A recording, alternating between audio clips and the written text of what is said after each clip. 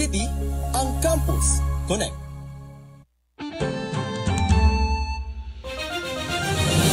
Mga konektadong balita. Job opportunities.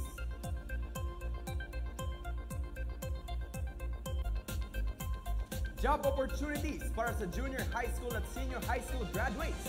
Aprobado na! Meralco, binabaan ng presyo ng kuryente. Malaking tipid para sa mga consumer. Kalagayan ng presyo ng agrikultura sa bansa muling umiikot.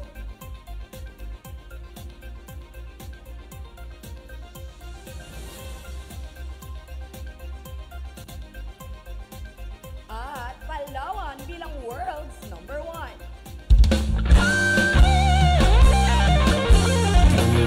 Nasa balita Tara na, pakiconnect sa Campus Connect. Nasa sandigan ng bayan, isyong patas at makatotohanan, hatid sa sambayanan, tapat at maaasahan, mata ng bayan gagapay sa kaunlaran, may isang tahanan ng katotohanan. Campus Connect.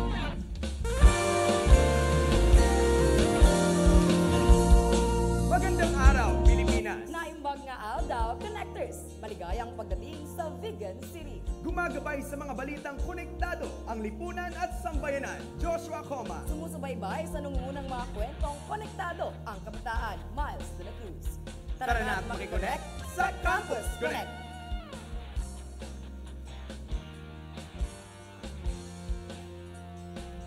Aprobado na ng Department of Education ang pagbukas ng oportunidad para sa mga high school graduate na makapagtrabaho sa gobyerno.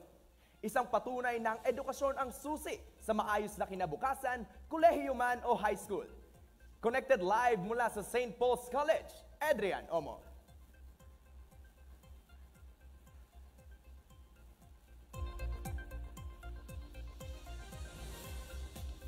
Malugod na tinanggap ng Kagawaran ng Edukasyon ang paglabas ng Resolution Number 2500229 ng Civil Service Commission o CSC na formal na kumikilala sa junior at senior high school graduates bilang kwalipikado sa mga first-level government positions.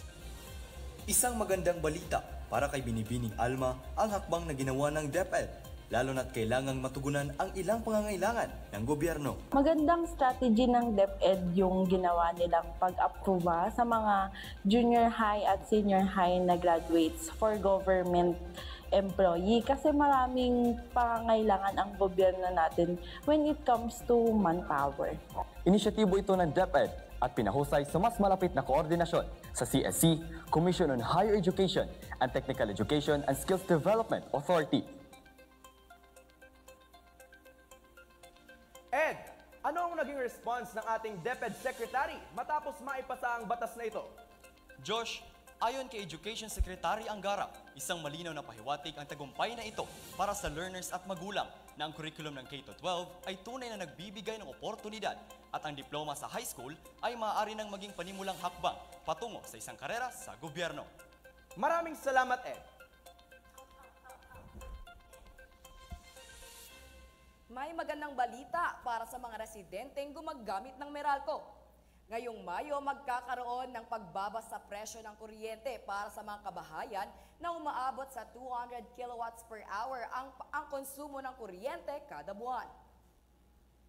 Ang price decrease na ito ay malaking ginhawa, lalo na sa panahon ng tag-init, kung kailan tumataas ang paggamit ng kuryente dahil sa ventilador, aircon at iba pang appliances. Sa mga tahanan na may average monthly bill na 2,300 pesos, makakabawas ito ng 150 pesos sa kanilang bayarin.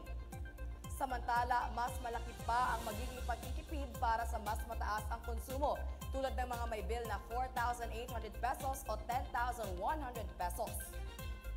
Dahil bababa rin ang singil sa presyo ng kada kilowatt hour sa 12.88 peso at 13.44 peso ayon sa kategorya ng kanilang bayarin.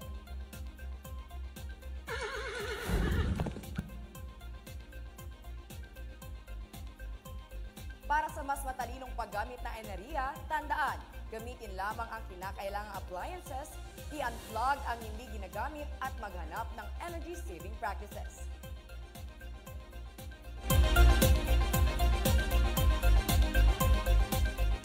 Susunod, kalagayan ng presyo ng agrikultura sa bansa muling umiikot. At Palawan bilang world's #1, manatiling nakakonect sa pagbabalik ng Campus Connect.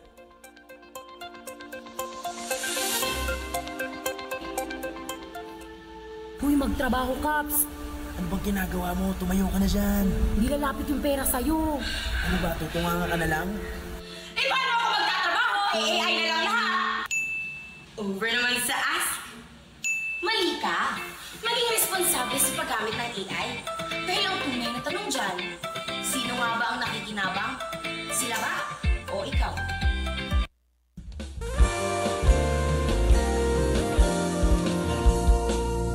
Naglabas ng Philippine Statistics Authority ng special release ukol sa pagbabago ng mga presyo ng mga bilihin sa bansa. Konektado sa balitang yan, Erica Alinaniera. Si Michael Martinez ang naapektuhan sa pagbabago ng mga presyo sa bansa. Sa pagtaas at pagbaba ng ating bilihin dito sa Pilipinas, ako po ay nalulungkot dahil ito ay mga sinyalis po ng economic instability. Bumaba ang presyo ng bigas ng 43.74. Tumaas rin ang presyo ng fresh pork ng 369.64. At bumaba ulit ang presyo ng mga galunggoy ng 215.70. Tumaas rin ulit ang tomato ng 75.1. Sa datos na ito, makikita natin kung saan nakakaapekto ito sa iba't ibang region ng Pilipinas. Sa pagtaas ng presyo ng mga bilihin, marami sa ating mga connectors ang naapektuhan. Konektado sa bawat balita, Erica Alinaniera. Number 1, Palawan. Pinangalanan bilang world's best ang sikat na vacation spot na hindi lang para sa mga Pilipino, pati na rin worldwide. One connection away sa balita, Sandra Cusares. Ang kilalang tropical paradise ay kilala na rin worldwide bilang world's best island to visit ngayong 2025 ayon sa US News and World Report. Natalo nito ang mga sikat na destinasyon tulad ng Maldives, Bora Bora at Bali. Ang Hidden Beach ay nakasungkit ng spot sa world's best beaches na mas nagpaigting ng Pinoy pride.